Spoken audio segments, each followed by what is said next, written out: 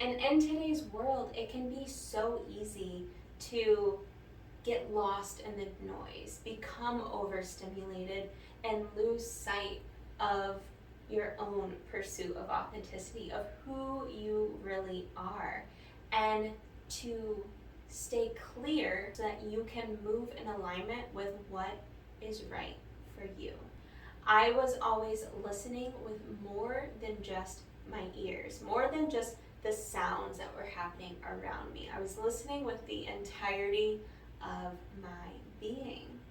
And this helped me to realize that I was a sensitive soul, and I am moving my business in a direction that feels sustainable, integrous, and that brings me into this space of spiritual wealth.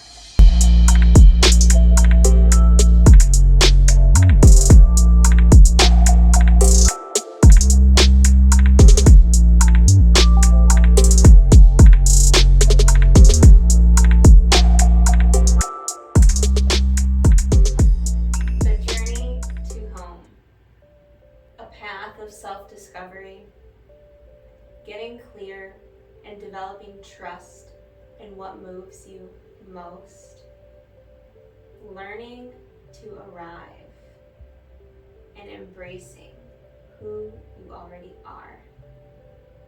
This is the essence that the pursuit of authenticity was founded upon. If you are new here, or if you are returning and you've been on this pursuit of authenticity with me for a while, welcome back. It's wonderful to have you here with me. My name is Courtney Bishop. I am the coach, creative director, and founder of the Pursuit of Authenticity Coaching. And it's been my mission since the conception 7 years ago to help you find what makes you come alive, to help you come home to your blissful depths, and to help you find what feels like home. I've always been told that I was a natural leader and that I moved with this quiet confidence, and that maybe I wasn't as verbal as I should have been, but trust me when I say I was always listening. I was always listening with more than just my ears, more than just the sounds that were happening around me. I was listening with the entirety of my being. And this kind of helped me to realize that I was a sensitive soul, and not sensitive in a bad way. Sometimes sensitive can get kind of a bad rep, but sensitive in the fact that when I was in certain environments, I was picking up on a lot of information. My senses were taking in a lot. And so I would sometimes feel overwhelmed by just so much information to process, that I needed to find some outlets that were ways for me, like I said, to come home, back into my center and back into those blissful depths. And in today's world, it can be so easy to get lost in the noise, become overstimulated, and lose sight of your own pursuit of authenticity, of who you really are, and to stay clear and centered so that you can move in alignment with what is right for you, what feels true for you, and to hold a trust in that inner conviction of who you are, to continue to move in alignment with that. For this episode, I won't go into the entirety of my background to becoming a high performance coach, but I will link it up here for you guys. I shared a lot of my background in episode 14 of Crafting a Vibrant Vessel, which was our last YouTube series that we did. Perhaps you have tuned into those blissful depths yourself through an outlet like strength training or yoga, or maybe spending time in nature is what takes you there and brings you back into that state of harmony. For me, it started with powerlifting. This is the thing that helped me to stay in my own lane and brought me into this strong sense of home. It was so loud, like this was my thing. It's what helped me to feel so aligned with my purpose. From there, I ventured into yoga, and I realized that yoga could take me into these same blissful depths. It was like this meditative state that I would arrive in. And then, I started to notice it in other threads of my life. So spending time in nature, starting to develop and work on POA actually, kind of brought me into that same space and helped me to feel more like me. You glow different when you focus on your own light. And so it's been an absolute honor for me to work with others in the gym over the years, in their yoga practice, and also new strength and wellness coaches in their coaching practice to not only move their body in alignment, but make sure that they're moving their business and their life in alignment with what they truly desire. And it's taken me a long time to get to a point where I am moving my business in a direction that feels sustainable, that feels integrous, that feels like I'm truly doing it for me, and that brings me into this space of spiritual wealth, like that feeling I was describing of that meditative state and tuning into those blissful depths. So it's only appropriate in today's episode, which was at the request of you all, that I share what would I do different if I was starting over again from the beginning as a high performance coach. And I think it's important to preface that I wouldn't change a thing about my journey, because it's all led to who I am today. And maybe that sounds cliche or cheesy to you, but it's all taught me exactly what I've needed to know up into this moment. This is more so if I was in your shoes, maybe as a new or aspiring coach or creative, and I was starting from scratch. This is how I would do it, and this is how I'm doing my business now. As I was putting this episode together, I was thinking about the rhetoric that I hear in the coaching industry, specifically in the life coaching industry, of what you need to do to move the needle forward in your business. There's the rhetoric of know your ideal client avatar, have a clear offer, pick one platform, get really good at copywriting, and then there's arbitrary quotes like create 4 times more than you consume. And while none of those things are particularly bad, I think what I see missing in the coaching industry is that we need to go deeper and we need to get to the root. So there's the rhetoric and there's the root of what actually matters. So when you hear know your ideal client avatar, I think what really matters is mastering who you've been and master who you want to become.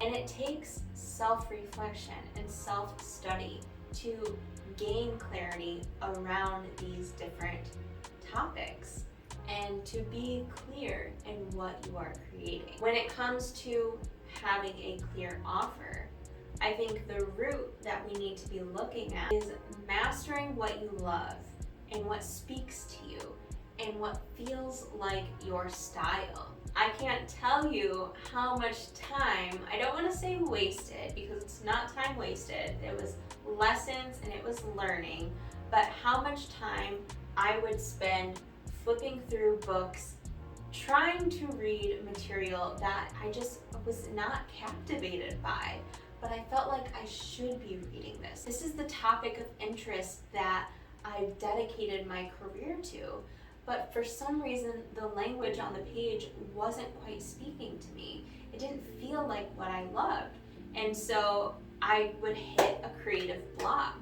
And instead of just pivoting and finding something different that did light me up, that gave me life and made me feel alive, I would tell myself in those moments, like, no, this is what I'm supposed to study, and I need to, stick to my specialization, if you will.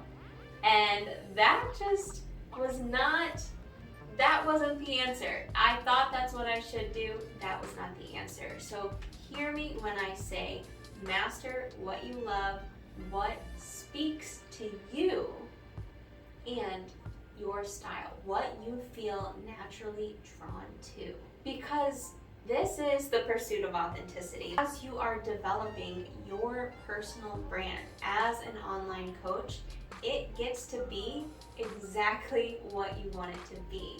You don't have to specialize and be so rigid in a box about it. So my suggestion to you, what I would do differently is really allow my intuition to guide me to what lights me up most and what really sparks that inspiration and that curiosity, because even if it doesn't make logical sense to you at the time, there is a reason for it. And you might not see it right away, but trust that inner gut feeling, because the answer will reveal itself later in your journey, and it will be even more beautiful than you can imagine. Next, you might hear the rhetoric, pick one platform. And again, just coming back to the language of that, in my body, hearing that rigidity and restriction of like, I have to isolate myself to one platform, one, that doesn't feel good for me. And two, even the word platform doesn't feel good for me. So instead, the root, and when we pay attention to the language that really resonates with us, what I would do differently is master showing up where it feels heartfully good and true for you. For example, I started my podcast back in 2016 because at the time I loved listening to podcasts. I was working in a corporate setting. I'd go for walks a lot throughout the day, and during those walks I loved taking in audio information. I would get overwhelmed sometimes watching things on YouTube. It was like there was too much information to process with the visual component involved. But podcasts really spoke to me. They felt so good. So at the time, I was very inspired to show up and give back through podcasts and channel my voice through that platform. However, over the years, I also wanted to experiment with YouTube and practice with a visual and audio component combined. So yes, build your audience on a select amount of channels, but don't let that limit your intuition and maybe an impulse to explore on a new platform and build up your skill set there. And then there's the arbitrary rhetoric of something like create 4 times more than you consume. And while I agree and appreciate the sentiment behind it, I think what's more important is to just create in alignment with you.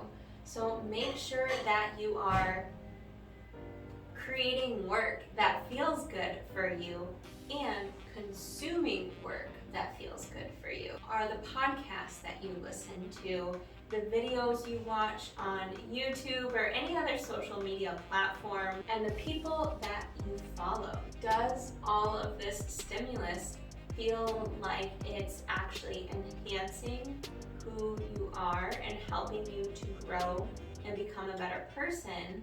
Or Does some of it feel like it makes you a smaller version of yourself and it makes you stagnant and it's actually distracting you from your goals?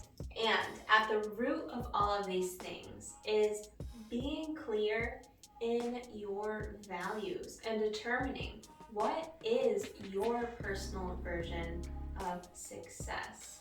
How do you want to live and how do you want to feel? And then living by that.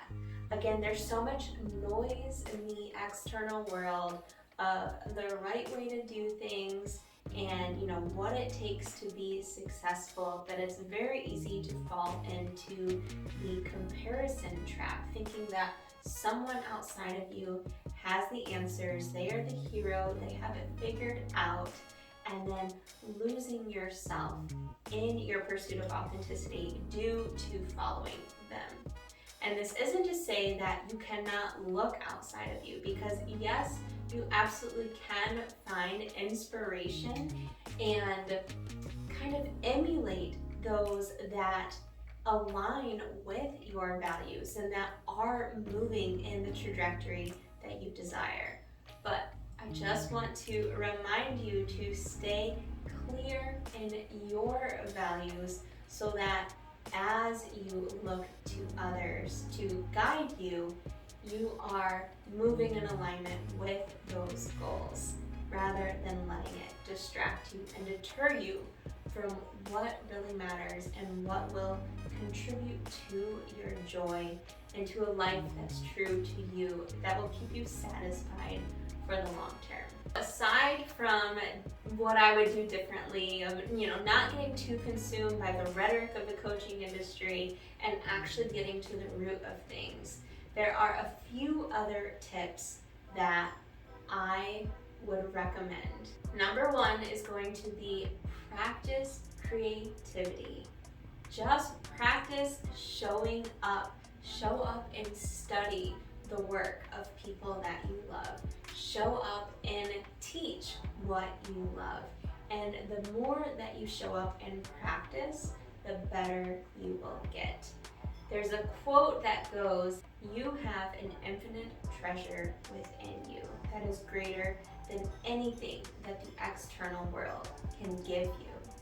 And that is your creativity. The more of it you use, you will realize the more of it you have. And as you give away everything that you know, more will come back to you. This process is actually what helps you to develop your style and your voice. One of the things that really held me back, and I actually see the same thing get in the way for my clients, is imposter syndrome. Thinking that you need to read more books before you're ready, or you need to take more courses or get more certifications like I have around me before you can go out there and do the thing. And yes, you want to be knowledgeable, you want to be informed, and you don't want to steer anyone wrong, but allow yourself to trust your own body's wisdom and experiences, that you have the lessons and you have the gifts from your own journey to guide others in their process as well. So you are ready, you are enough to start sharing. As you begin sharing your gifts and sharing your work, make sure to be your own biggest cheerleader, because not everyone is going to see your vision. Not everyone is going to get it from the get-go, especially if you are someone like me who is multi-passionate, who kind of studies a little bit from over here, goes over here, studies a little bit of this, and then kind of is blending it all together to make this beautiful mosaic. They're not gonna see it yet. They're not going to understand it. So when you start showing up and sharing your work and you're not getting the applause from everyone around you, please, please, please do not let that deter you, because they will see it.